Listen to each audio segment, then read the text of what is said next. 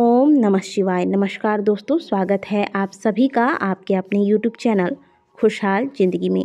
कैसे हैं आप लोग, ये बताने के लिए कमेंट बॉक्स में हर हर महादेव अवश्य लिखिएगा। शराब, गांजा, सिगरेट इत्यादि आज के समय में लोगों के शौक़ बनते जा रहे हैं और ये शौक़ अब केवल बड़े यानी कि ज़्यादा उम्र के लोगों में नहीं बल्कि कम से कम उम्र के लड़के हों या लड़कियां हों, और नशे का यह शौक़ देखिएगा तो हर दूसरे घर में आपको पाया जाएगा, जिसकी वजह से घर परिवार में अशांति बनी रहती है। शराब का नशा हो, जुए का नशा हो या फिर कोई और नशा हो, इन नशा से उनके परिवार वाले लोग जो हैं वो बहुत दुखी होते हैं और चाहते हैं कि किस प्रकार से इस समस्या से छुटकारा पाया जा सके। तो ये वीडियो अंत तक ज़रूर देखिएगा। ये वीडियो आप ही के लिए है अगर आप भी इस समस्या से परेशान हैं तो।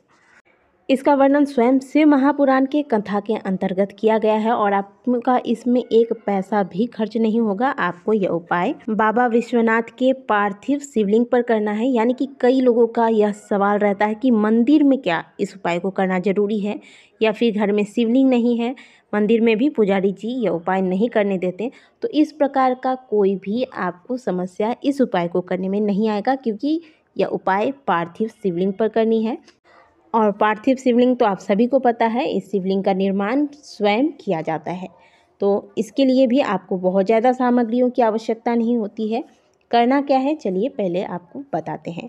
आप स्क्रीन पर देख रहे हैं, यह है समी का पत्ता। तो सबसे पहले आप स्नान करके स्वच्छ वस्त्र धारण करें और समी के वृक्ष के नीचे जाकर आप एक पार्थिव शिवलिंग का निर्माण करें। देखिए, शिवलिंग का निर्माण बस ऐसे नहीं कि कैसे भी कर दिया। पार्थिव शिवलिंग निर्माण के भी कुछ विशेष नियम होते हैं। इस उपाय को करने के लिए आप जो शिवलिंग का निर्माण करेंगे, इसके लिए आप मिट्टी कहाँ से लेंगे? समी के वृक्ष के नीचे जहाँ आप बैठे हुए हैं वहीं से आपको मिट्टी लेनी है, या फिर अगर आपने गमले में लगा रखा है समी का वृक्ष तो आप वहाँ से भी मिट्टी ले सकते हैं। शिवलिंग निर्माण करते वक्त हमेशा आपका मुंह जो है वह उत्तर दिशा की ओर हो, इस बात का ध्यान रखिएगा। उत्तर दिशा की ओर मुँह करके बैठकर शिवलिंग का निर्माण कीजिएगा। लगातार श्री शिवाय नमस्तुभ्यम या फिर ओम नमः शिवाय मंत्र का जाप इस बीच चलता रहेगा और आप पार्थिव शिवलिंग का निर्माण कर लेंगे।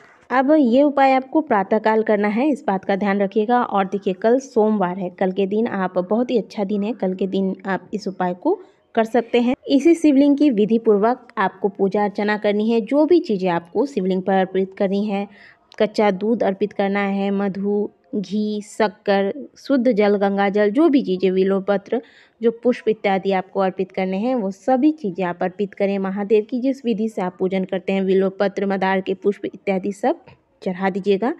पूजा करने के पश्चात आप शुद्ध जल, 1 लोटा शुद्ध जल महादेव के इसी शिवलिंग पर आपको अर्पित कर देना है। सबसे अंत में शुद्ध जल चढ़ाने के बाद आपको एक समी का पत्ता और एक बिल्वपत्र महादेव के शिवलिंग पर श्री शिवाय नमस्तुभ्यम का स्मरण करते हुए चढ़ा देना है। इसके बाद आप जो समी के पत्ते आपने चढ़ाए हैं उसे चढ़े रहने दें और जो बिल्वपत्र आपने चढ़ाया है इसे उठाएं और इसे अपने घर लेकर आएं। बाकी की जो भी चीज़ें आपने चढ़ाई हैं पार्थिव शिवलिंग का निर्माण करके, बिल्वपत्र इत्यादि और भी चीज़ें जो भी आपने चढ़ाई थी पहले, वो सभी शिवलिंग सहित आपको उठाकर ले जाकर किसी नदी में जल प्रवाहित कर देना है, यानी कि विसर्जन कर देना है। जैसा कि पार्थिव शिवलिंग के पूजन करने के बाद हम करते हैं, जैसा कि नियम बताया गया है हमारे शास्त्रों में। तो आपको विसर्जन कर देना है और जो एक बिल्वपत्र आपने अंत में चढ़ाया था समी पत्र के साथ, उस बिल्वपत्र को आपको उठाकर घर ले आना है।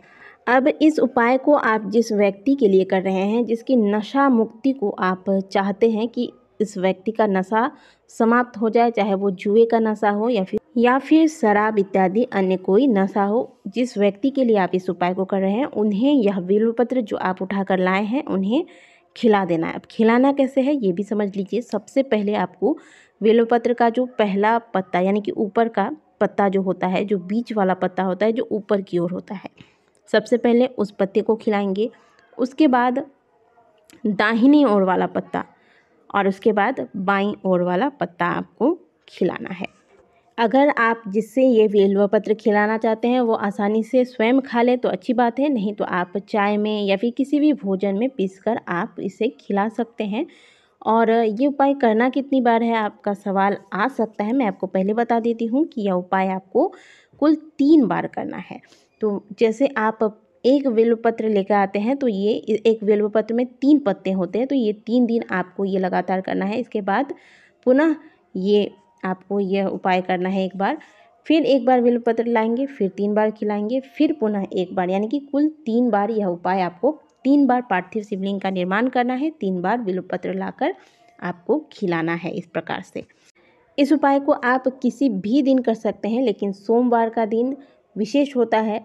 तो आप क्योंकि इसका वर्णन शिव महापुराण के अंतर्गत किया गया है, तो आप सोमवार को अगर इस उपाय को करते हैं तो यह ज़्यादा उत्तम होता है। महादेव की पूजा के लिए सोमवार से ज़्यादा अच्छा दिन तो और कोई हो ही नहीं सकता। बाकी आप चाहे तो कभी भी इस उपाय को कर सकते हैं प्रातःकाल। तो आपको अगर यह उपाय अच्छे से समझ आ गया होगा तो आप ज़रूर कीजिएगा। अगर समझ नहीं आया है, कोई सवाल आपको पूछना है तो कमेंट बॉक्स में आप अवश्य पूछिएगा। आपके सवालों का जवाब देने का, सही समय पर जवाब देने का पूरा प्रयास किया जाएगा। बड़ा ही सुंदर सा उपाय है। इस उपाय को आप, अगर आप माँ हैं, आपका पुत्र या पुत्री गलत संगत में पड़ गया है, गलत आदतों का शिकार हो गया है, गलत नशे में पड़ गया है, तो आप उसके लिए भी कर सकते हैं। कोई पत्नी है, पति के लिए करना चाहते हैं तो वो भी कर सकते हैं। सरल भाषा में कहूँ तो कोई भी इस उपाय को किसी के लिए भी कर सकता है।